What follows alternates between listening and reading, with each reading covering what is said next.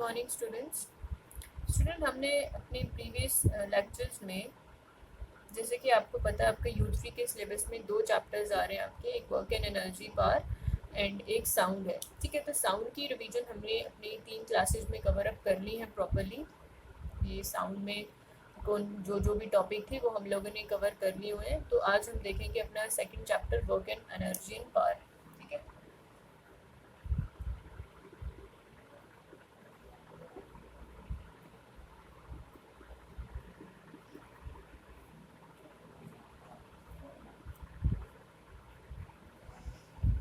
तो बच्चे आपने अपना वर्क एंड एनर्जी में ही स्टडी किया था।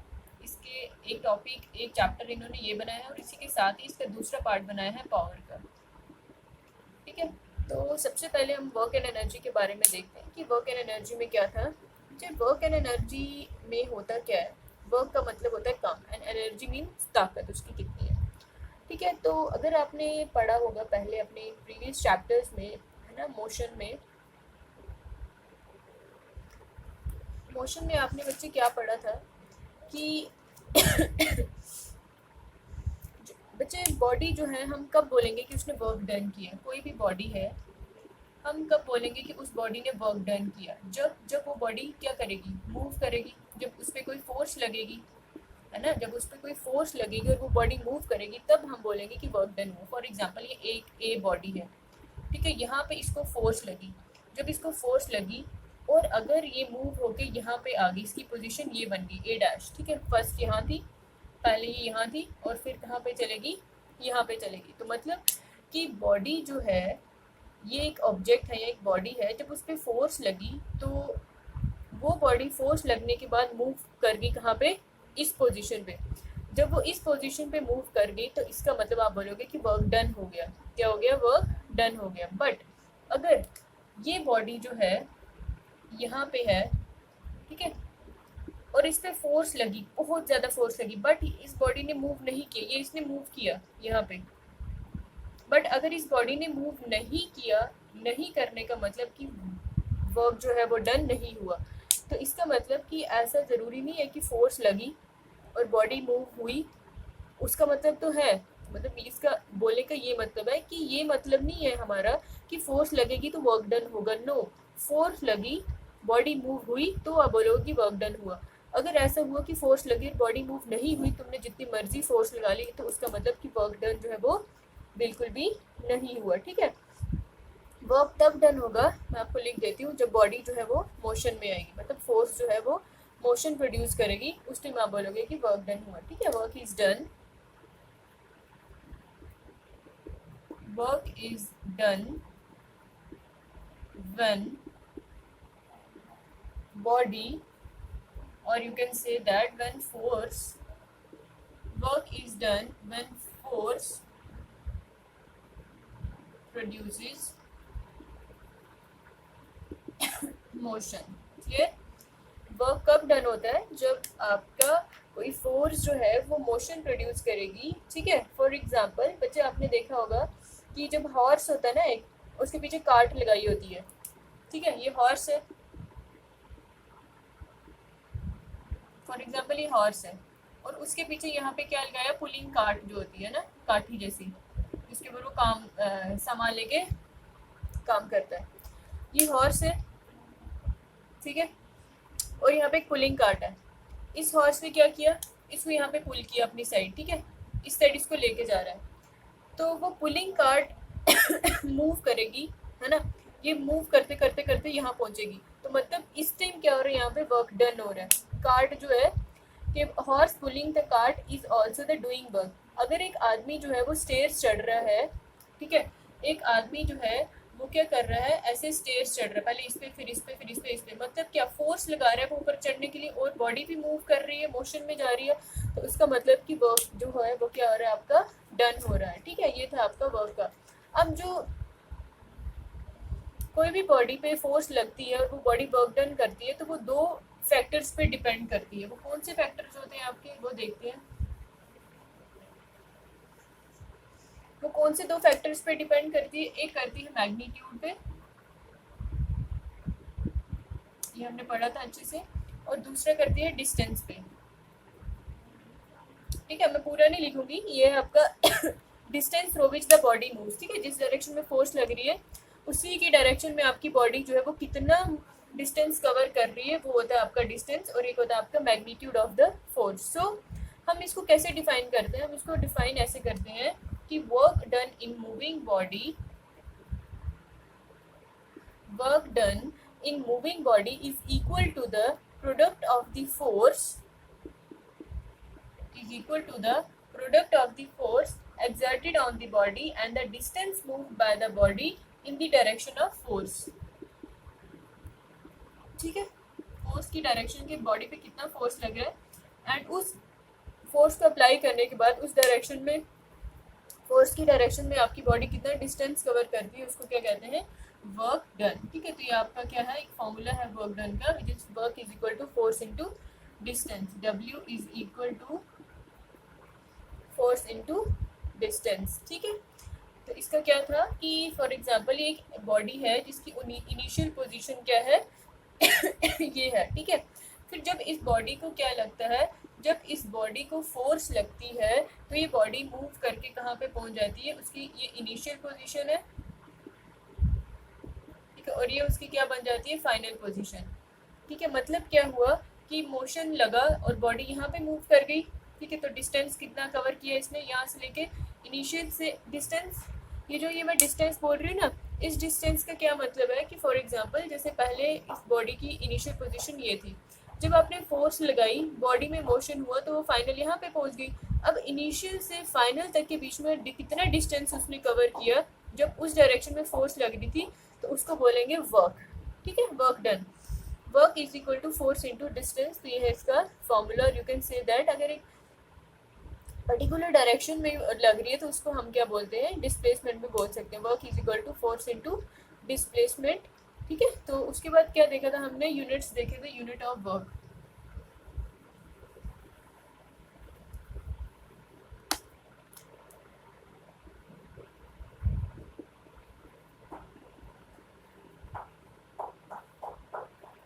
अब यूनिट ऑफ वर्क क्या होता है, आपको पता है कि वर्क किसके इक्वल होता है, वर्क इक्वल होता है फोर्स इनटू डिस्टेंस, और you can say that displacement. अब फोर्स का यूनिट क्या होता है, न्यूटन, एंड डिस्टेंस का यूनिट क्या होता है, मीटर। डिस्टेंस का यूनिट क्या होता है, मीटर। तो आंसर क्या आ जाएगा आपका, न्यूटन मीटर। ठीक है, वर्क का यूनिट क्या होता है, न्यूटन मीटर, और you can say that joule. ठीक है, तो मतलब 1 जूल किसके इक्वल है, 1 joule is equal to 1 newton metre. Clear, 1 joule is equal to 1 Newton meter. So when a force of 1 Newton moves a body through a distance of 1 meter in its own direction, then the work done is known as 1 joule. ठीक है, so SI unit of work is joule. ठीक है, which is denoted by the letter J. इसको हम किस letter से denote करते हैं, लेटर J के साथ। और वर्क जो है वो क्या होती है आपकी, स्केलर क्वांटिटी। क्यों, क्योंकि इसमें सिर्फ मैग्नीट्यूड दिया होता है, आपको इसकी डायरेक्शन का कुछ पता नहीं होता है। ठीक है, किस डायरेक्शन में मूव करना है उसको, बॉडी को, तो इसीलिए ये क्या है, एक स्केलर क्वांटिटी है। क्लियर बच्चे, अब क्या होता है कि कभी कभी आप ऑब्जेक्ट को फोर्स लगाते हो, ऑब्जेक्ट मूव नहीं करता है, उस टाइम वर्क डन जो होता है उसको कहते हैं जीरो वर्क डन। ठीक है, क्या कहते हैं, जीरो वर्क डन। अब क्या होता है आपके कि अब हम देखेंगे डिफरेंट कौन कौन सी काइंड्स होती है वर्क डन की। सबसे पहले हम देखेंगे वर्क डन अगेंस्ट ग्रेविटी।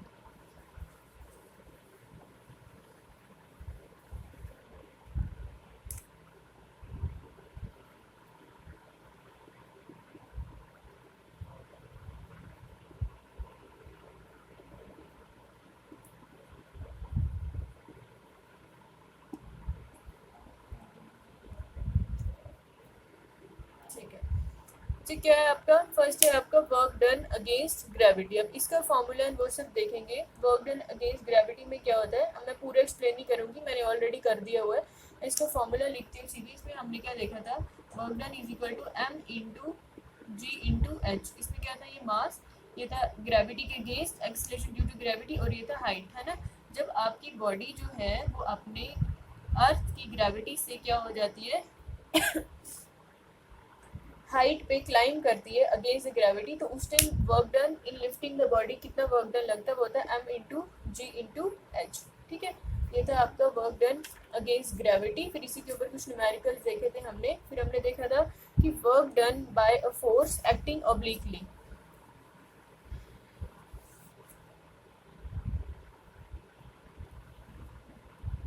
हमने देखा था कि जब कोई बॉडी मूव करती है एक पर्टिकुलर एंगल पे to the direction of motion, है ना, एक पर्टिकुलर एंगल पे, तो उसका फॉर्मूला था W = F cos theta into S. ठीक है, F हो गया आपका फोर्स, थीटा हो गया आपका angle between the direction of force and direction of motion, है ना, कि ऐसे फोर्स लगती है इसके ऊपर, फिर ये क्या करता है, इसको पर्टिकुलर ये जो इसके साथ ये एंगल बना रहा होता है उसके अकॉर्डिंग ये क्या करता है, आपका ऑब्जेक्ट जो है वो मूव करता है। क्लियर। और एस जो है वो है आपका डिस्टेंस मूव्ड। तो इसी के ऊपर भी आपके क्या लगते हैं बच्चे, फॉर एग्जाम्पल आपने एक ऐसी कोई आर्टिफिशियल ली हुई है ना, जो टॉय रहता है, और आपने उसको एक इससे बांधा हुआ, थ्रेड से बांधा हुआ है।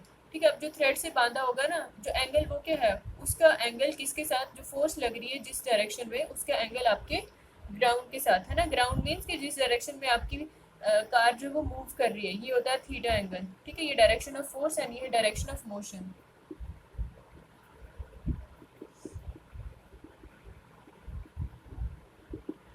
ये क्या है आपका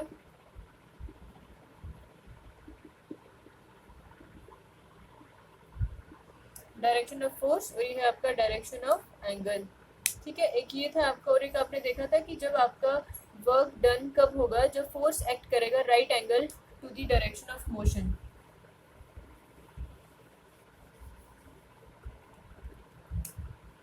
क्या है, जब फोर्स एक्ट करेगी, जब force act at right angle to the direction of motion. ठीक है, right angle to the direction of motion पे करेगी, मतलब W = F cos theta into S. और आपको पता है कि राइट एंगल है तो थीटा मतलब 90 डिग्री, तो F cos 90 degree into S. cos 90 degree कितना होता है आपका, cos 90 डिग्री, cos 90 डिग्री होता है आपका 0, तो वर्क डन कितना बन जाएगा आपका 0।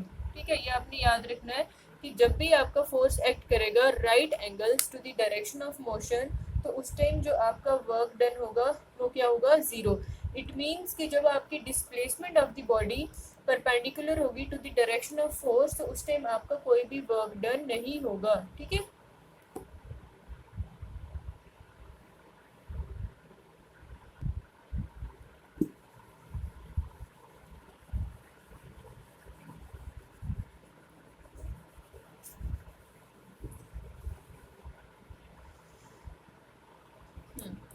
अब अच्छा नेक्स्ट है आपका कि जब आपकी फोर्स एक्ट करती है opposite to the direction of motion. एक तो ये थी राइट एंगल, जब आपकी फोर्स अपोजिट डायरेक्शन पे एक्ट करेगी,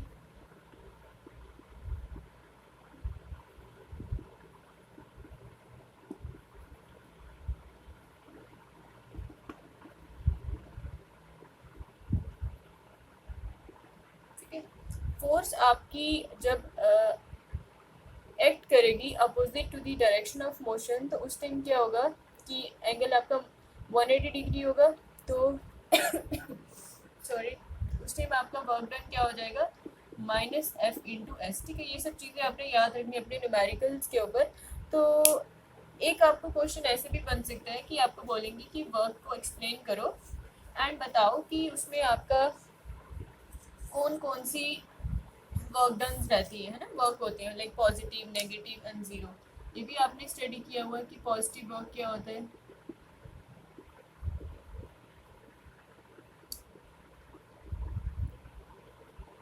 नेगेटिव वर्क क्या होता है,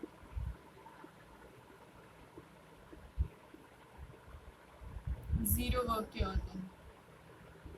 ठीक है, पॉजिटिव वर्क क्या होता है, नेगेटिव वर्क क्या होता है, जीरो वर्क क्या होता है। अब देखो पॉजिटिव वर्क क्या होता है, जब भी वर्क डन पॉजिटिव हम कब बोलेंगे, जब आपकी फोर्स एक्ट करेगी in the direction of motion of the body. ठीक है, पॉजिटिव वर्क डन कब होगा, जब आपकी फोर्स एक्ट करेगी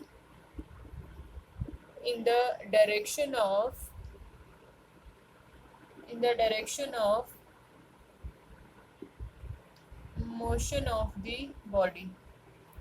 ठीक है, और नेगेटिव वर्क डन कब होता है, जब आपकी फोर्स एक्ट करेगी अपोजिट, ये उसी डायरेक्शन में करेगी तो पॉजिटिव वर्क होगा।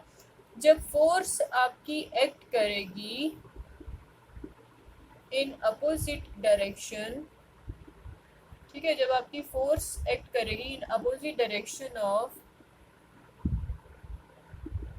मोशन ऑफ द बॉडी, उसको हम बोलेंगे negative work done. And zero work done क्या होगा बच्चे, कि जब आपकी फोर्स एक्ट करेगी right angle, force act at right angle to the direction of motion. ठीक है, क्या है आपका कि आपने 3 वर्क्स पढ़े, एक पॉजिटिव होता है, एक नेगेटिव होता है और एक होता है आपका जीरो। पॉजिटिव में क्या होता है आपका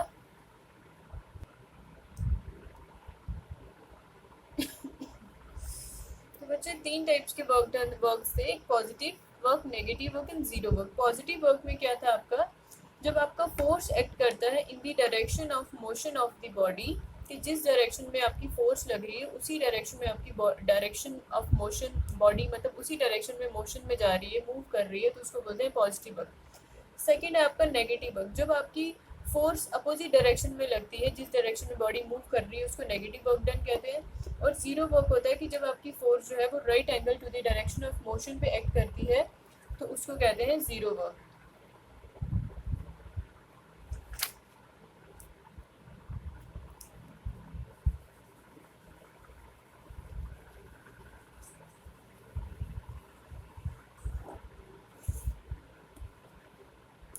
उसके बाद नेक्स्ट है आपका एनर्जी।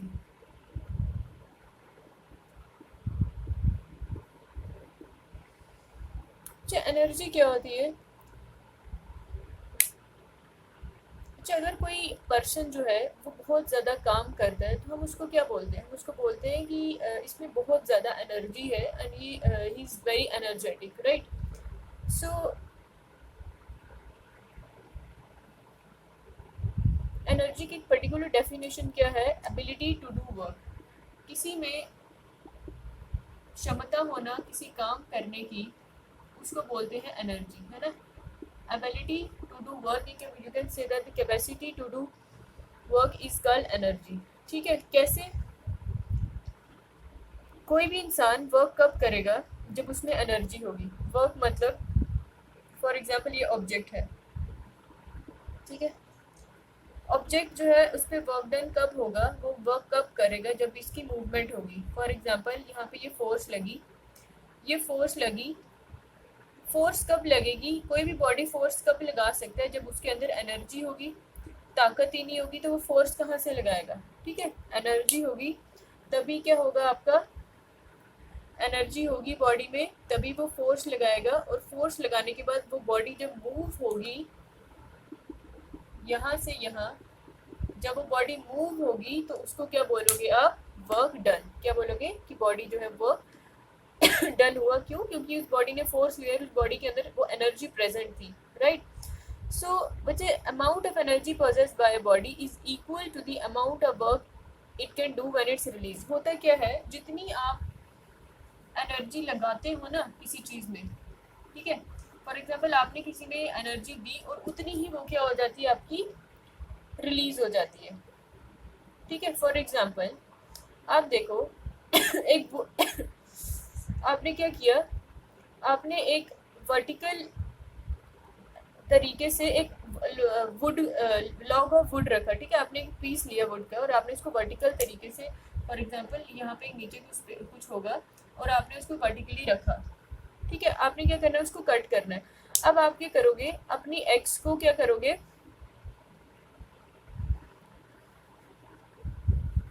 फॉर एग्जाम्पल ये वुड है ना, लॉग ऑफ वुड है। अब आपने क्या किया, अपनी एक्स उठाई इस पे डालने के लिए, ठीक है, आपने क्या किया, वर्टिकली अपनी एक्स उठाई और उसको उठाने में आपको, रेज करने में आपको क्या लगी, एनर्जी लगी, ठीक है।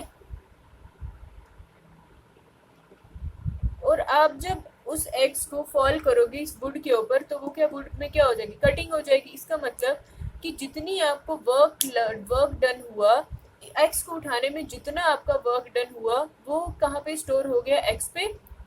और जब आपने एक्स को नीचे लाया लॉग पे रेस्टिंग स्टेट में, ठीक है,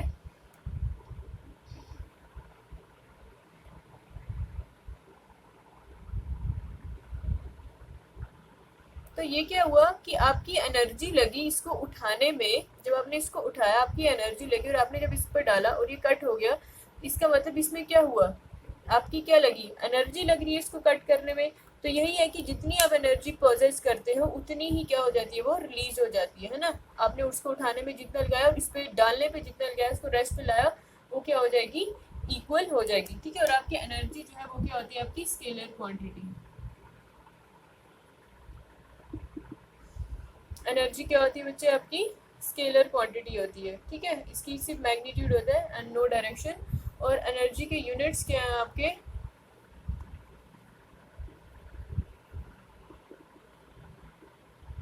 एनर्जी के यूनिट्स क्या होते हैं, एनर्जी के यूनिट्स होते हैं आपके जूल, ठीक है। एनर्जी के यूनिट्स क्या होते हैं, जूल। एंड 1 किलो जूल जो है वो इक्वल होता है आपका 1000 जूल के। 1 किलो जूल किसके इक्वल है, 1000। उसके बाद था आपका डिफरेंट फॉर्म्स ऑफ एनर्जी।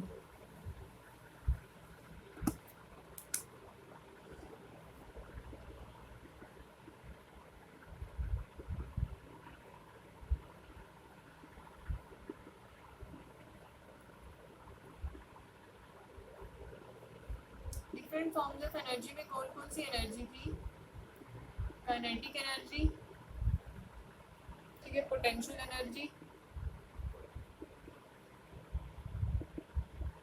ठीक है। उसके बाद लाइट एनर्जी,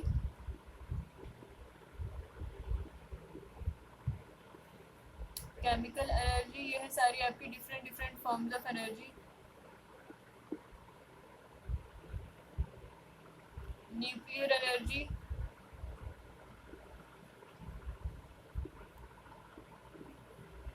साउंड एनर्जी,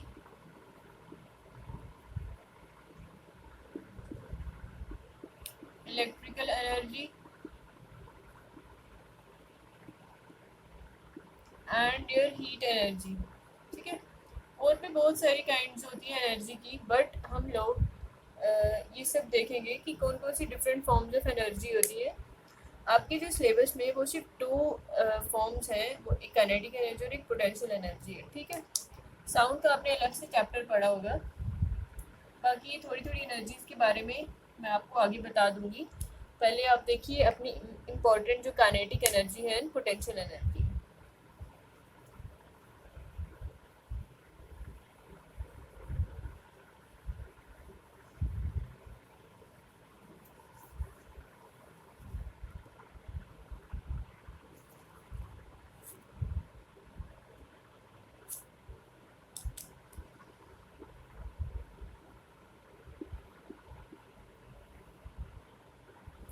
सबसे पहले हम देखेंगे काइनेटिक एनर्जी। काइनेटिक एनर्जी क्या होती है, जो किसी मोशन की वजह से क्रिएट होती है, ठीक है। कोई भी बॉडी में एनर्जी मोशन की वजह से, उसको बोलते हैं kinetic energy.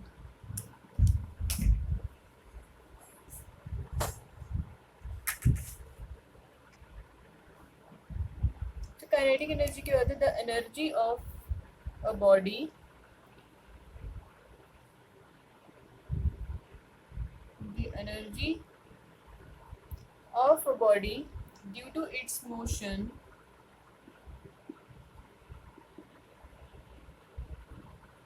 the energy of a body due to its motion is called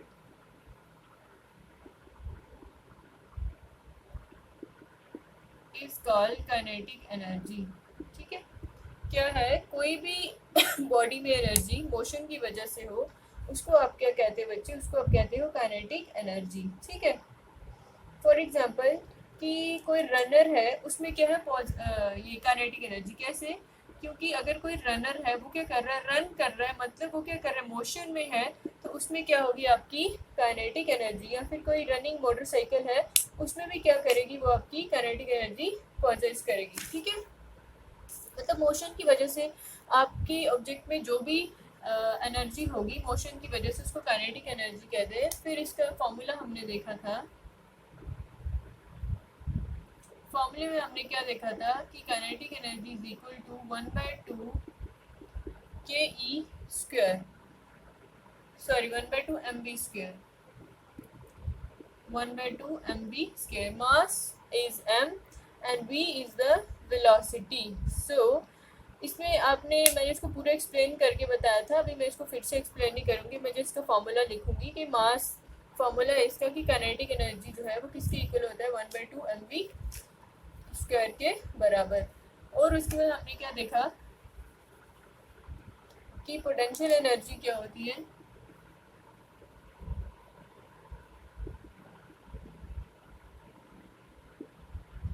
potential energy क्या होती है बच्चे, पोटेंशियल एनर्जी होती है वो energy which is possessed by its position. ठीक है, काइनेटिक एनर्जी होता है मोशन, और ये किस पे डिपेंड करती है, पोजीशन पे, है ना। जैसे आपका कोई भी चीज़ ग्राउंड से हाइट पे, मतलब अगेंस्ट ग्रेविटी लेके जा रहे हैं, तो उसमें कौन सी एनर्जी पॉजेस करेगा, वो करेगा आपकी पोटेंशियल एनर्जी। ठीक है, सो इसका फिर हमने फॉर्मूला देखा था, और आपने देखा था कि मैकेनिकल एनर्जी क्या होता है आपका, sum of potential energy and kinetic energy, उसको क्या कहते हैं, mechanical energy. Kinetic energy plus potential energy किसके इक्वल होती है, it is equals to mechanical,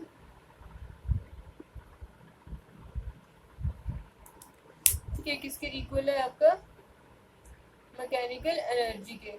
and आपका जो मैकेनिकल एनर्जी है बच्चे, वो किसके इक्वल है, kinetic energy plus potential energy के। फिर हमने क्या देखा था, formula for potential energy,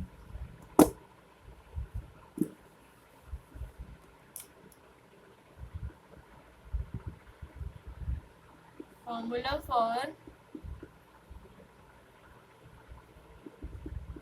potential energy. मुझे पोटेंशियल एनर्जी का फॉर्मूला हमने क्या देखा, हमने देखा कि potential energy is equal to m into G into H, that is mass, acceleration due to gravity and height. ठीक है, इसको एक्सप्लेनेशन भी हमने ऑलरेडी कर दिया हुआ है, तो ये इसका फॉर्मूला, इसके बेस पे बच्चे कुछ क्वेश्चंस आपको जो है वो पूछ सकते हैं। तो यही सब था आपका, इसमें आपके जो मेन इंपॉर्टेंट क्वेश्चन बनते हैं, एक तो सबसे पहले वो बन सकता है आपके वर्क के ऊपर। ठीक है, वर्क क्या होता है ना, आपके कितने टाइप्स की वर्क जो होते हैं वो प्रेजेंट होते हैं ना, पॉजिटिव, नेगेटिव एंड जीरो। फिर उसके बाद आपका एक एनर्जी पे बन सकता है बच्चे कि एनर्जी क्या होती है, एनर्जी के एसआई यूनिट्स क्या होते हैं, इन सबके एसआई यूनिट्स के बारे में आपको पता होना चाहिए। बट इज एनर्जी, उसके एसआई यूनिट्स क्या होते हैं, कॉमर्शियल यूनिट क्या होता है एनर्जी का, that is kilowatt hour and kilowatt and kilowatt hour, right. फिर उसके वर्क का यूनिट क्या हो सकता है, उनके टाइप्स। फिर उसके बाद काइनेटिक एनर्जी क्या हो जाती है, पोटेंशियल एनर्जी क्या हो जाती है, उनके फॉर्मूलेज को एक्सप्लेन करो, उस पर कुछ न्यूमेरिकल जा सकते हैं, है ना। तो यही सब चीज़ें जो है वो आपको इसमें पूछी जा सकती हैं, क्लियर। एंड फिर उसके बाद हम लोग देखेंगे कि पावर क्या होती है, आपको पता है ना पावर क्या होती है, रेट ऑफ डूइंग वर्क, उसको क्या कहते हैं, पावर कहते हैं। पावर क्या होती है,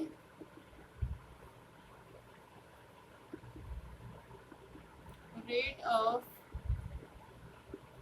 doing work, rate of doing work को क्या कहते हैं, हम पावर कहते हैं। पावर किसके इक्वल था, power is equal to work done upon time, power is equal to work done upon time taken. And power का यूनिट हमने क्या पढ़ा था, पावर का यूनिट हमने पढ़ा था वाट। इसके आगे भी बहुत सारे होते हैं, है ना। ये तो स्मॉलेस्ट यूनिट था, फिर किलो वाट जो था वो इसका हाईएस्ट यूनिट था। तो इसी तरह इसके बारे में हम कल डिस्कस करेंगे, पावर एंड बाकी जो इसके टॉपिक्स रहते हैं। चलिए बच्चे, आप लोग पढ़िए अच्छे से। All the best for exam, thank you.